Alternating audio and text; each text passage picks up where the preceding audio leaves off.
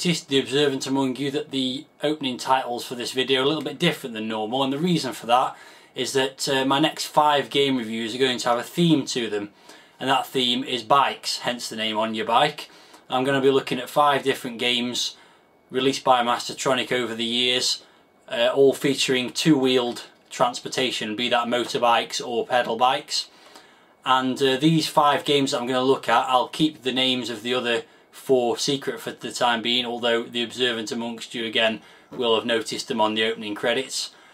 These 5 games are actually amongst the most popular games that Mastertronic ever released. 4 of the 5 actually featuring the top 10 best-selling games for the Commodore 64 from Mastertronic, and even the other one was in the top 30 of overall sales. So popular games. Motorbiking and biking was obviously very popular with the kids back in those days. First of the 5 games is already loaded up on the screen behind me, and that game is Speed King, which was released by Mastertronic in 1986, but is actually re-release of a game originally published by Digital Integration. And as that's loaded, we'll have a gameplay session, but first let's take a bit of a closer look at the packaging. Alright, let's have a quick look at the packaging of Speed King then. The front cover is fairly predictable with lots of motorbikes and motorbike riders on it. And the spine, we're in grid style packaging, but it's not the usual blue, it's actually white, this one. It seems to have come from an era where they started to be moving away from the original grid style packaging and actually having a bit more variety. On the back it's a pretty run-of-the-mill description of motorcycle racing game. And moving inside, there's some screenshots, and predictably inside the packaging we've got the aim of the game, controls, all the screen, what all the screen displays are, and again, unsurprisingly, this is getting rather predictable now, we have the foreign language instructions on the rest of the inlay. So, enough of the talking, let's get on with playing the game.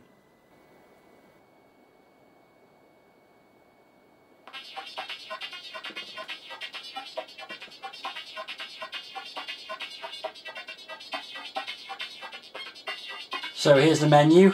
It's got a very squeaky tune in the background. Interesting. Anyway, there's lots of options on the menu. There's lots of tracks which you change by pressing F1.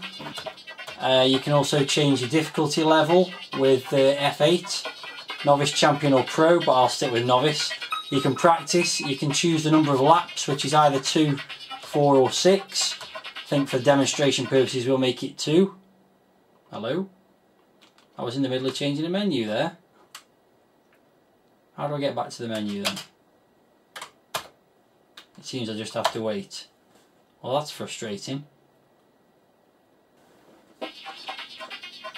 Okay, back at the menu. Let's choose a course quickly before it goes back to the demo. So we'll go with Silverstone. No, we won't go with Silverstone. We'll go with Daytona. 2 laps. And how do we start the race? F7. Okay. So what I do like straight away about this game is the controls, because fire button accelerates, there's no brake, which nobody wants anyway, and up and down change gears. A bit strangely, down actually pushes the gear up, which is a little bit confusing to start with.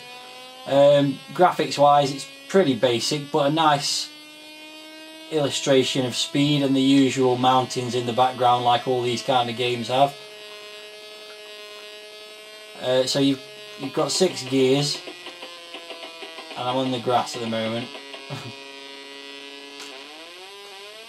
And it's got an interesting sound when you do change gear. It's a pretty run-of-the-mill engine sound really.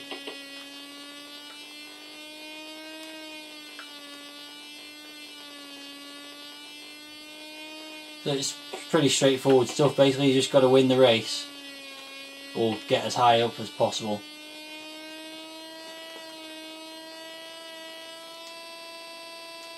Similar criticism to Formula 1 Simulator is there's no map of the actual track. Get out of the way. So you don't know where you are on the track.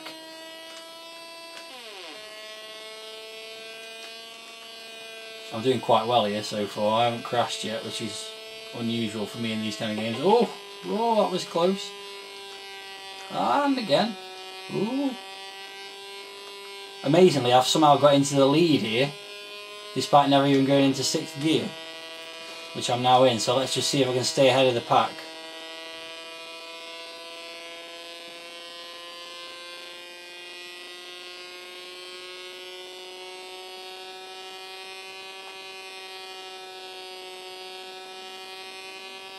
So there you go, that's the end of the first lap.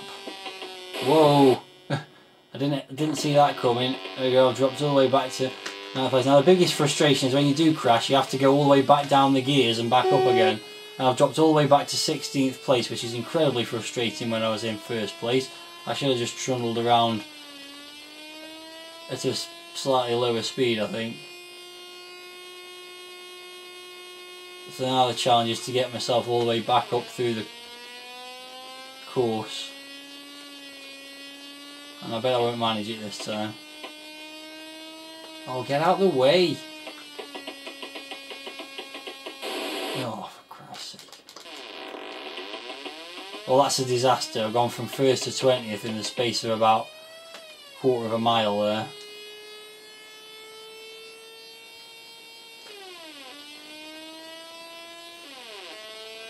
Just see if I can try and catch up and get some dignity back from this race.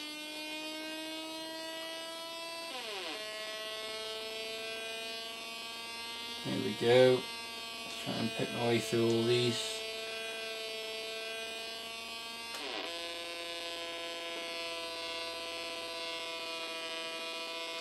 Whoa, whoa. Ah, all the way up to 10th again, I've balls it up again.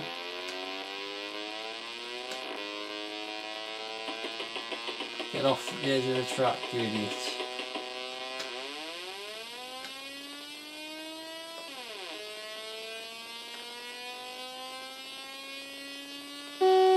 Stop beeping me. I've never known racing bikes to have horns on before. Oh, for Christ, every time I get close to everyone, I'm back to the beam.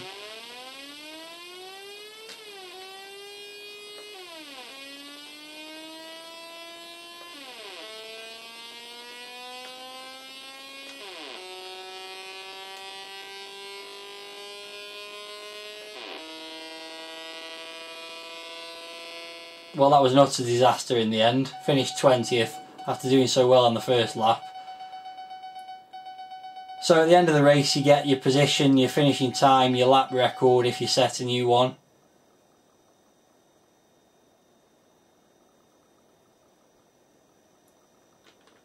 And you wait a bit. And basically it goes back to the beginning, and you can just play as many different tracks as you like. It doesn't really seem to be no season mode or anything like that. You just race as you see fit, and there's not really much else to say about the game. You can see everything in that one demonstration. So for the value for money wise, I mean, you have got about 10 different tracks to play on, different skill levels, different number of laps, so there's plenty to aim for. So I don't think there's any doubt that $1.99 was a fair price to pay for all that. So on that note, we'll leave it at that one, and stay tuned. The next On Your Bike game review will be coming soon.